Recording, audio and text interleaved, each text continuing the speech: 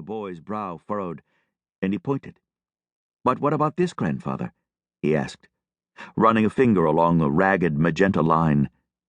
"This says we are in a restricted area. Why restricted? Can we get into trouble?"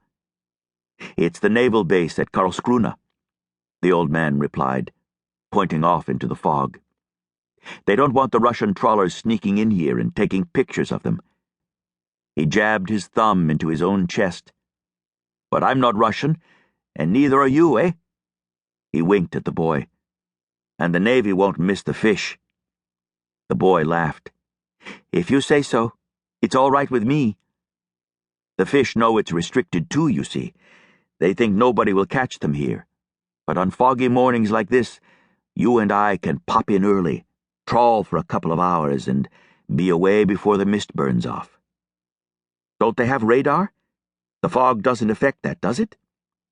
Sure, they have radar, but I've taken down our reflector, and a wooden boat like ours doesn't show up so well, I think. At least, they've never caught me. I think if they see us on the radar when it's foggy, they don't pay much attention, because the Russian boats would only come when it's fine, so they can take their pictures. And even if they do catch me, they'll just say, "Go and fish someplace else, old fellow." It's not a big thing. Oscarsson wasn't worried about getting caught. He knew these waters better than any navigator in the Swedish Navy. He had been born on the island of Utlängen, not far away, and he had fished here under sail in the old days. He could dart among the islands and away from a patrol boat. He would maintain a proprietary interest in these waters, no matter how many sailor boys the Swedish Navy sent here in their fast boats. They motored along slowly for a quarter of an hour, towing the trawl and chatting companionably.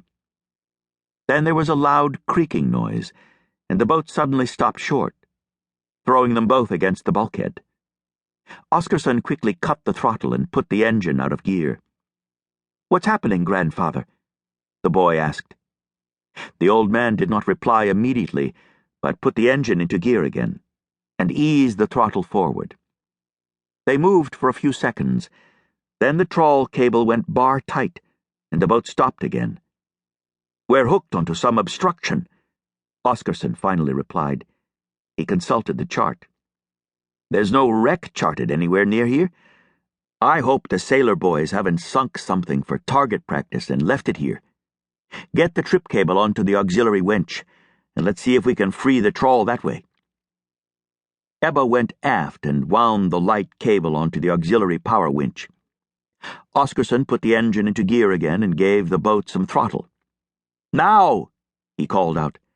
"Now give it some winch." The boy threw the switch and tailed the cable as it began to wind onto the winch. It was tripping, Oscarsson thought.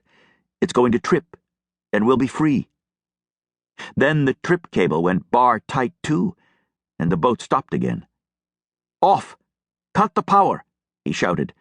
The boy threw the switch, and the winch stopped. "Cleat it there. I'm going to try something else." Oscarsson put the engine into gear and the helm hard to port. "We'll make a circle and reverse the trawl," he called to the boy. "That way, it should come off whatever it snagged on." He hoped so. To replace it would cost thousands of kroner, and even though his insurance would pay most of it, it wouldn't pay for the time lost while the steel sock was being made. You didn't buy a trawl off the shelf. He swung the boat wide to prevent motoring over the cable, then edged to port, in toward the obstruction, to get some slack.